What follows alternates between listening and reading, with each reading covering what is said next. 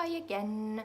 So I'm Janika Ruuska and this is my study journey. I'm studying neuroscience and my last video was about that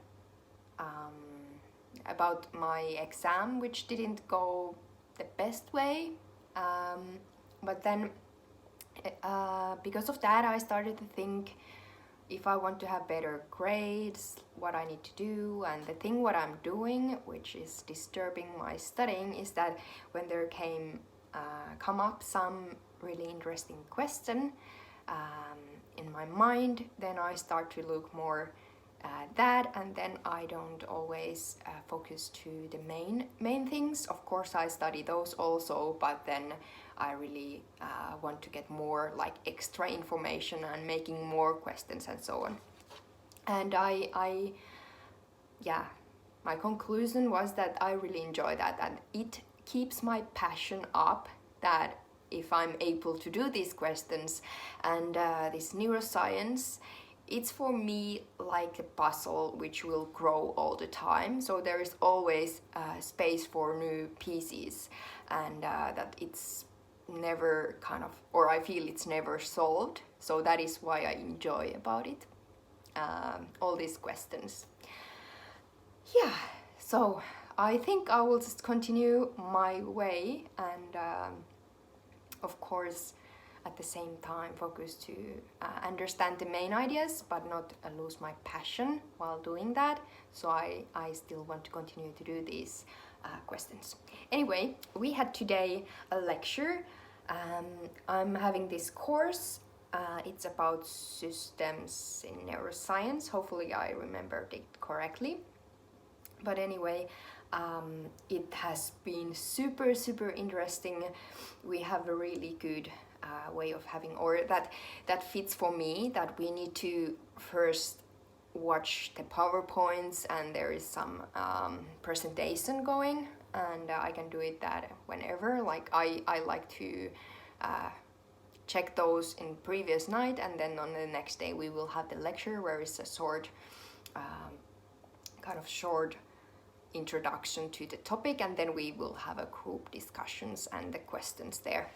And that's really interesting to hear other people's thoughts and opinions and everything.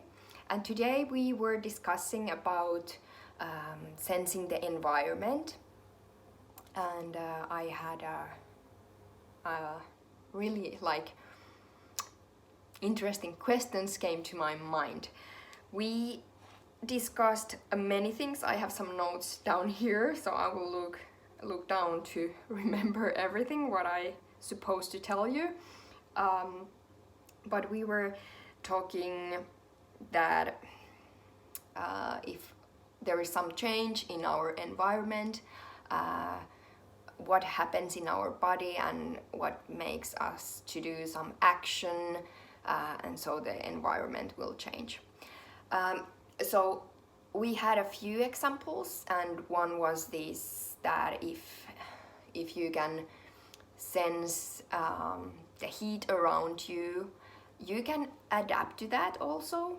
It will not lead immediately to the changes or the actions, or changes will happen in your body, but you probably will not do the changes immediately. So there will be this adaptation. Yes. So you are sensing through your skin or via your skin that it's starting to be too warm. It's sending information to your brain. You will process it there. Maybe your body is starting to sweat. And if it's way too warm, you decide to do the action. So you can take your clothes off, or then you can turn the heat down or something like that.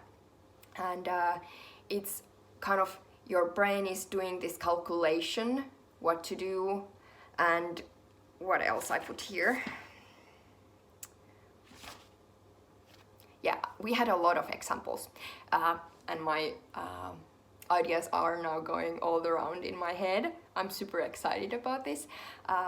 we were also discussing, I will leave that now, but discussing that there are also actions what will happen without making decision, like what comes to your eye. If you turn your face to see the sun and you look it straight, your pupil will go smaller because it's so bright. So we are not doing that decision, but our eye is sensing the light, it's going to our brain like the information that it's super bright, and it making the action without making the decision.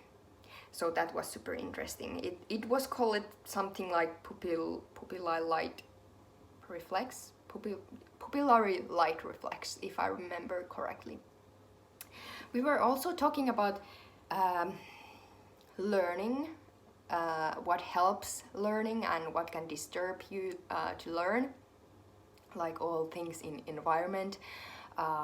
There were like some people feel it's easier to study and focus for studying when you move, or if you have some